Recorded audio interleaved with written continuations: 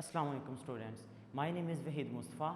I am your mathematics teacher from Imperial Science College. Today we learn about what is mathematics और इसका यहाँ पे जो है ना सबसे पहले जब भी कोई बच्चा है एफएससी के अंदर जो है ना एडमिशन लेना चाह रहा होता है तो उसके ज़हन में कुछ कन्फ्यूजन्स होते हैं कि आया कि वो मैथमेटिक्स को पढ़ेगा या बायो को पढ़ेगा या इवन कंप्यूटर की तरफ जाएगा। तो आज का जो लेक्चर है स्पेशल इसीलिए बनाया गया है कि बच्चों को मैथ के मतलब पता चल सके कि मैथ जो है बेसिकली ये है क्या चीज़, इसका आपके पास बैकग्राउंड क्या है और इससे जो है ना अगर हम पढ़ेंगे तो कौन सी स्कोप्स ऐसे हैं या कौन से ऐसे फील्ड हैं पाकिस्तान के अंदर रहते हुए जिसको आप यूटिलाइज़ कर सकते हो इन योर फ्यूचर। तो सबसे पहले जो है ना हमारे पास ये समझना होगा कि मैथमेटिक्स है क्या। तो सबसे पहले देखिए हमारे पास जो है ना यहाँ पे मैथमेटिक्स है। तो मैथमेटिक्स बेसिकली एक ग्रीक वर्ड है जो निकला है आपके पास मैथीमा से। मीन हमारे पास एक ग्रीक वर्ड है मैथीमा जिससे हम जो है ना निकला है हमारे पास वर्ड मैथमेटिक्स।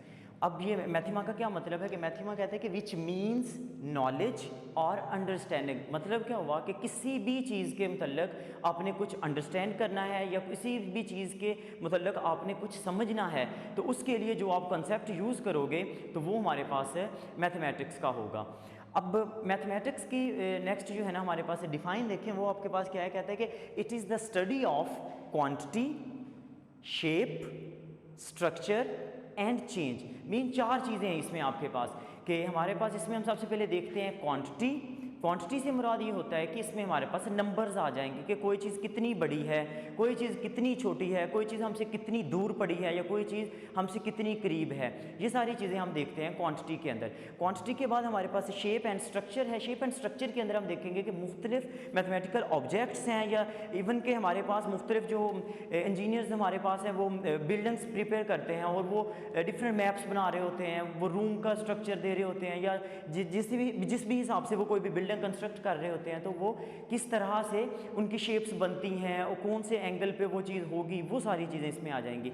नेक्स्ट आपके पास है इसमें चेंज से मुराद ये है कि हमारे पास हम कोई भी काम कर रहे हैं उसके अंदर लेट्स सपोज एक बंदा जो है वो गाड़ी मूव कर रहा है अपनी, अब वो एक्सेलरेट कर रहा है, उसको मुसलसल जो है ना एक्सेलरेट कर रहा है, तो अब उसमें किस हिसाब से किस रेशो या किस रेट के हिसाब से चेंज आ रहा है तो वो भी हमें मैथमेटिक्स के थ्रू ही पता चलेगा। अब जब भी मैथमेटिक्स की बात आती है ना तो हमारे ज़हन में सबसे पहला जो बात आती है वो आती है नंबर्स की।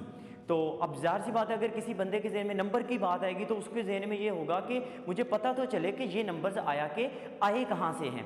तो जो नंबर्स के मतलब है ना कि ये नंबर कब स्टार्ट हुए, किसने स्टार्ट किए, कौन था इसका सबसे पहले यूज़ करने वाला, तो इसके मतलब जो है ना एग्जैक्टली जो है वो हमें नहीं पता।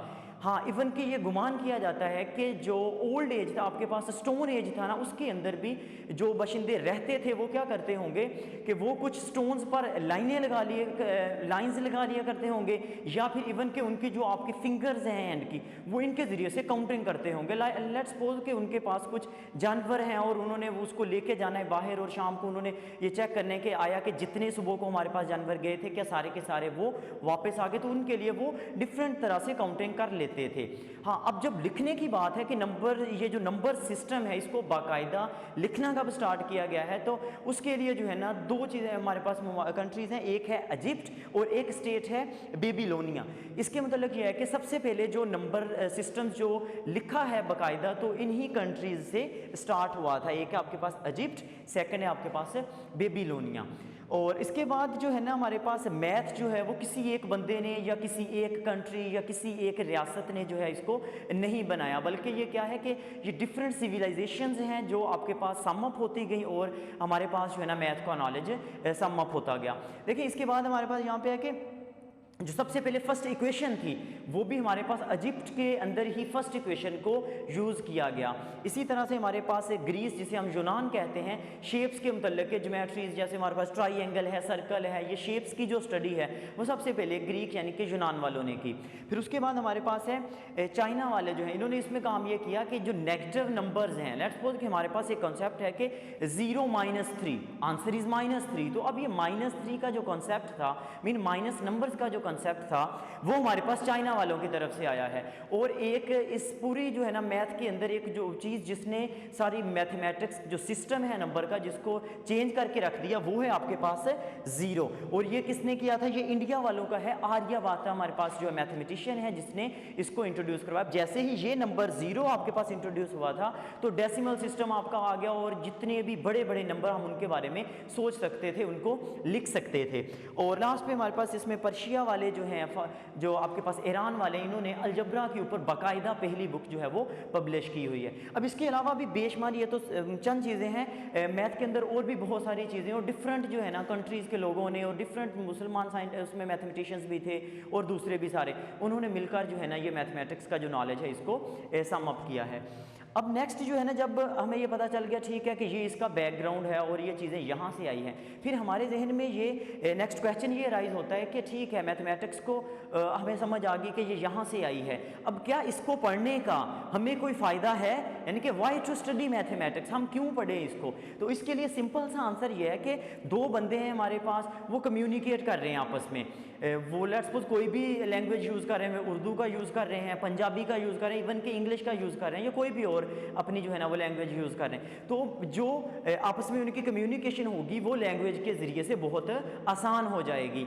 अब मैथमेटिक्स जो है ना ये एक सब्जेक्ट तो है ही, लेकिन इसके हिसाब अलावा जो है ना हमारे पास ये एक ह्यूमन लैंग्वेज है जो पूरी दुनिया के अंदर समझी जाती है।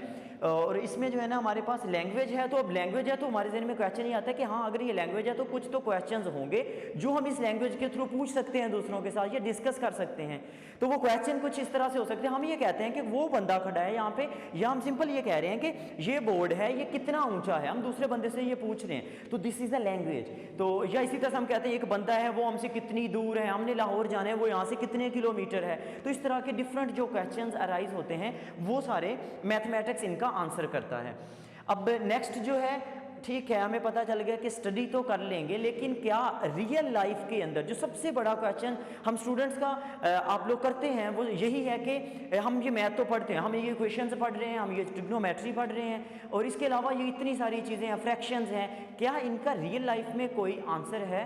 तो इसके लिए सिंपल आंसर ये है कि आपकी लाइफ में देखने कोई भी एक ऐसा जो है ना वो चीज़ नहीं होगी जिसके अंदर मैथ आपकी डायरेक्टली और इनडायरेक्टली जो है वो यूज़ होती हो। इसके लिए कुछ जो है ना यहाँ पे मैंने मेंशन किए हैं कि जो मेन है आपके पास। इसके अलावा इवन के आप घर में जो है ना कोई भी चीज़ को थोड़ा सा थिंक करेंगे तो वहाँ पे भी आपको मैथ का जो एप्लीकेशन है वो मिल जाएगी। यहाँ पे मैंने सबसे पहले मेंशन किया कि डॉक्टर आपके पास और इंजीनियर्स जो हैं वो किस तरह से करता है। अब इंजीनियर्स का काम है कोई भी इंफ्रास्ट्रक्चर बनाना, कोई भी बिल्डिंग प्रिपेयर करना, या इसके अलावा कोई भी मैकेनिकल फील्ड में काम करना। अब जब कोई भी बिल्डिंग बना रहे होंगे तो उनके ज़हन में यह जो होगा, ये क्वेश्चन ज़रूर अराइज होगा कि ये बिल्डिंग कितनी ऊंची होनी चाहिए, यहाँ पे अगर हमने कोई वॉल बनानी है वो किस एंगल पे बनाएं, या इसके अलावा हमने अगर कोई लेट्स सपोज वो कोई मैकेनिकल इंजीनियर है और उसने कोई मोटर वगैरह बनानी, तो उसके ज़हन में यह क्वेश्चन ज़रूर आएगा कि ये मोटर जो मैं प्रिपेयर करूँगा या कंस्ट्रक्ट करूँगा या इंजन डेवलप करूँगा तो इसमें जो मैंने मोटर यूज़ करनी वो कितनी पावर की यूज़ करनी, तो मीन उसके ज़हन में भी एक नंबर आ रहा होगा। अब जैसे ही नंबर आएगा तो वहां पे भी आपकी डायरेक्टली और इनडायरेक्टली मैथ जो है वो आ जाएगी।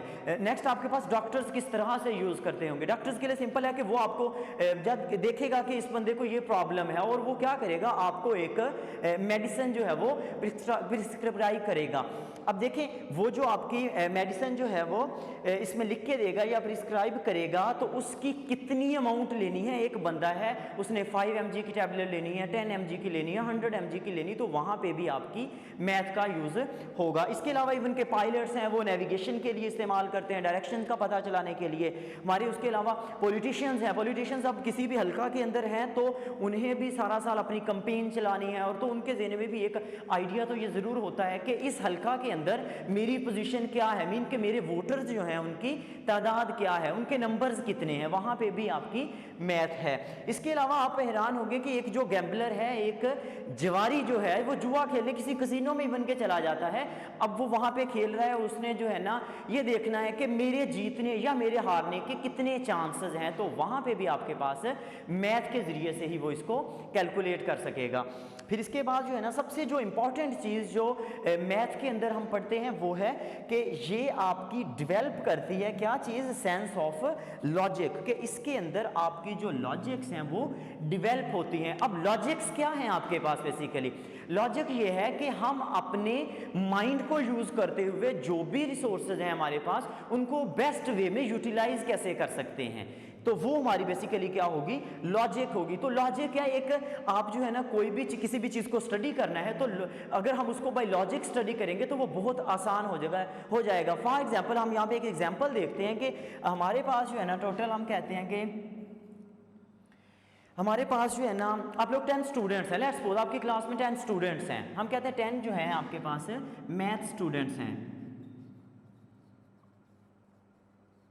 और इनके दरमियान जो है टोटल 22 चीज़ें हैं जो हमने इनको देनी है या इनके अंदर डिवाइड करनी है। तो 22 जो है हमारे पास टोटल थिंग्स थी जो हमने आप लोगों के अंदर डिवाइड करनी है, इक्वल डिवाइड करनी है आपके पास। अब देखें हमारे पास सिंपल ये होगा कि 22 को हम 10 पे डिवाइड कर देंगे, तो सिंपल क्या होगा कि 2 पॉइंट समथिंग आ जाएगा। अब ये जो 2 है ये तो क्लियर होगा कि हर बंदे को दो चीज़ें तो लाजमी मिलेंगी। अब देखें इस चीज़ को हमने देखना है कि क्या जो हमने डिवाइड की है इसमें तो क्या ये सही है। तो देखेंगे अगर आफ्टर डिवीजन सब बच्चों को वो चीज़ें देने के बाद अगर हमारे पास 2 चीज़ें अब भी लेफ्ट हैं, तो यहाँ से हमारे ज़हन में एक लॉजिकली ये बात आ रही है कि हाँ ठीक है यार बंदे को 2 चीज़ें तो मिल गई हैं, इसीलिए 2 चीज़ें हमारे पास बाकी बची हैं। हाँ अगर ऐसा होगा हम कहते हैं एक चीज़ पीछे बच गई है हमारे पास, तो अब हमारे ज़हन में ये क्वेश्चन होगा कि कोई तो एक बंदा ऐसा ज़रूर होगा जिसको एक चीज़ ज़्यादा मिल गई है, या इसी तरह से अगर हमारे पास 3 चीज़ें बच गई तो हम कहेंगे कोई एक बंदा ऐसा ज़रूर रह गया होगा जिसको एक चीज़ कम मिली है। तो हम जो है ना सिंपल बाय लॉजिक हम अपने जो है ना माइंड के ज़रिए से डायरेक्ट ही बता सकते हैं कि जो आपने ये डिवीजन की है क्या ये सही है या इसमें कोई प्रॉब्लम है। तो ये एक बहुत बड़ी जो है ना आपके पास कह लें कि चीज़ है जो मैथ के ज़रिए से आप बता सकते हो। तो ये एक सिंपल जो है ना आपके पास रियल लाइफ एप्लीकेशन है, इसके अलावा भी बेशुमार होंगी। तो यहाँ पे आप एक दफ़ा अपनी वीडियो को पॉज करके सोचें कि क्या हम अपने घर में कोई है चीज़ ऐसी जो हम यूज़ करते हैं, मैथ को अपने घर में यूज़ करते हैं। तो देखें इसके सिंपल सा आंसर जो आपके ज़हन में आ रहा होगा ये हो सकता है कि जब बच्चा छोटा होता है तो हम उसको सिखा रहे होते हैं कि वो देखें क्लॉक पे टाइम किस तरह से देखना है। तो घर में अगर हमने क्लॉक से टाइम भी देखना है तो वहाँ पे भी हम नंबर्स को यूज़ करेंगे या दूसरे लफ्ज़ों में हम वहाँ पे मैथ को यूज़ करेंगे। अब ये तो थी इसकी रियल लाइफ एप्लीकेशन। अगेन आपके ज़हन में क्वेश्चन आ रहा होगा ठीक है मुझे पता चल गया कि ये इसकी एप्लीकेशंस हैं, तो क्या ये एप्लीकेशंस मैं लेके अगर आगे चलूँ तो फ्यूचर में मुझे क्या बेनिफिट वो दे सकते हैं। मीन क्या मैं मैथ पढ़ लूँ, अगर फर्स्ट ईयर और सेकंड ईयर में मैं मैथ पढ़ता हूँ तो क्या आगे जाके मेरा जो फ्यूचर है वो सिक्योर होगा, या कौन सी ऐसे फील्ड हैं जिसके अंदर मैं खुद को लेके जा सकता हूँ। तो इसके अंदर जो है ना बेशुमार ऐसे फील्ड हैं पाकिस्तान के अंदर, इवन आपके पास इंटरनेशनल लेवल पे जो आप इसमें कर सकते हो। इसमें से कुछ यहाँ पे मैंने लिखे हैं, जैसे हमारे पास है कंप्यूटर प्रोग्रामर। एक कंप्यूटर प्रोग्रामर है वो अपनी एक गेम या एक सिंपल जो है वो सॉफ्टवेयर डेवलप करता है। अब देखिए जब वो सॉफ्टवेयर डेवलप करेगा तो उसके बैकग्राउंड में वो कुछ इंस्ट्रक्शंस दे रहा होगा, या दूसरे लफ्जों में वो कुछ लॉजिक्स यूज कर रहा होगा।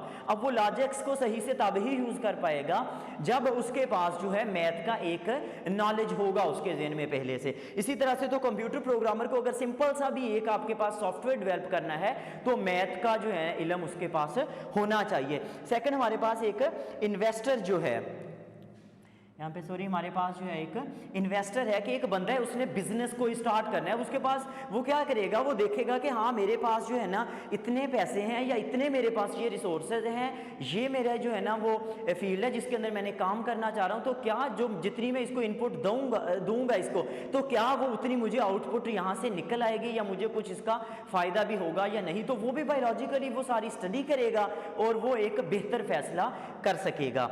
फिर नेक्स्ट आपके पास मैथमेटिशियन है। मैथमेटिशियन बेसिकली क्या होता है कि आप इसको अपनी मैथ को कैरी करेंगे और हाई लेवल पे पीएचडी लेवल तक लेके जाएंगे और इसके अंदर न्यू थ्योरीज और न्यू अपने आइडियाज़ जो है वो डेवलप करेंगे, तो वो आप एक मैथमेटिशियन वाला काम होगा। फिर हमारे पास एक प्रोफेसर है या सिंपल एक लेक्चरर है, तो वो क्या होगा, एक यूनिवर्सिटी के अंदर या आपके पास इवन के एक कॉलेज के अंदर है, किसी को टीचिंग का शौक है तो उसके लिए भी मैथ एक बेनिफिशियल हो सकता है। नेक्स्ट हमारे पास इंपॉर्टेंट है एक चार्टर्ड अकाउंटेंट जो है। अब चार्टर्ड अकाउंटेंट बेसिकली क्या होता है, इसका काम है कि हमारे मुल्क के अंदर जो टैक्सेस का सिस्टम है इसको देखना और इस तरह के जो है ना सारी चीज़ों को डिटेल में स्टडी करना, वो इसका काम है, उसके लिए भी हमारे मैथ की ज़रूरत पड़ती है।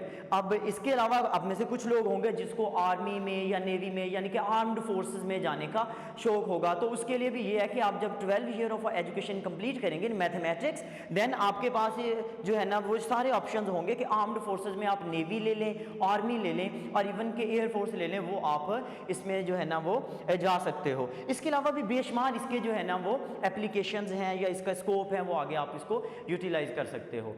आज के लिए जो ये था, हमने सिंपल एक ब्रीफ जो है ना रिव्यू किया है कि मैथमेटिक्स है क्या, इसकी ये कहाँ से आई है, ओरिजिन क्या है इसका, फिर इसके बाद इसके रियल लाइफ एप्लीकेशंस क्या हो सकती हैं, इसका स्कोप क्या है। और अब देखें कि इसमें से आई होप कि कुछ ऐसी चीज़ें होंगी जो आपको न्यू पता चली होंगी इसमें। अगर इस तरह से है तो आप कोशिश करें कि जो आपके मैट्रिक वाले फेलोज़ हैं, अगर वो कन्फ्यूजन में है कि वो मैथ को पढ़ें और इवन बायो में जाएँ, तो उनके साथ आप इस वीडियो को शेयर करें और देखें कि क्या उनका भी जो है ना इसमें से किसी चीज़ में अगर एज है तो वो मैथ को चूज़ कर सकते हैं। बाकी जो हमारी फर्स्ट ईयर का सिलेबस है उसमें हमारे पास 2 बुक्स में पार्ट हैं मेन, वो है अलजब्रा एंड ट्रिग्नोमेट्री। फर्स्ट जो है हमारे 1 to 8 चैप्टर्स वो अलजब्रा के रिलेटेड हैं और उसके बाद जो हमारे पास 9 to 14 हैं वो हैं ट्रिग्नोमेट्री के ऊपर। ट्रिग्नोमेट्री आप ऑलरेडी पढ़ चुके हो, 10th के अंदर जो आपका चैप्टर नंबर 7 था वो आपने ट्रिग्नोमेट्री का ऑलरेडी पढ़ा हुआ, जिसमें आप साइन, कॉज एंड एंगल्स वगैरह के मतलब पढ़ते हो। ये तो सिंपल एक रिव्यू था। इंशाल्लाह नेक्स्ट लेक्चर जो हमारा होगा उसके अंदर जो हम ट्रिग्नोमेट्री को बाकायदा जो है वो स्टार्ट करेंगे, तो आप इसके लिए जो है ना चैप्टर नंबर जो आपका 7 है 10th का, उसको भी एक दफ़ा रिव्यू कर लें। इंशाल्लाह नेक्स्ट लेक्चर में जो है ना हम इसी को चैप्टर नंबर 9 जो है वो हमारा स्टार्ट करेंगे। और इसी के साथ जो है ना आज के लिए इतना काफ़ी है। आई होप कि आप लोगों को इसमें से कुछ समझ आया होगा। और इसी के साथ जो है ना आज का हमारा जो लेक्चर है वो एंड होता है और आई होप कि आप लोग इसको अच्छे से लर्न करेंगे। अल्लाह हाफिज़ स्टूडेंट्स।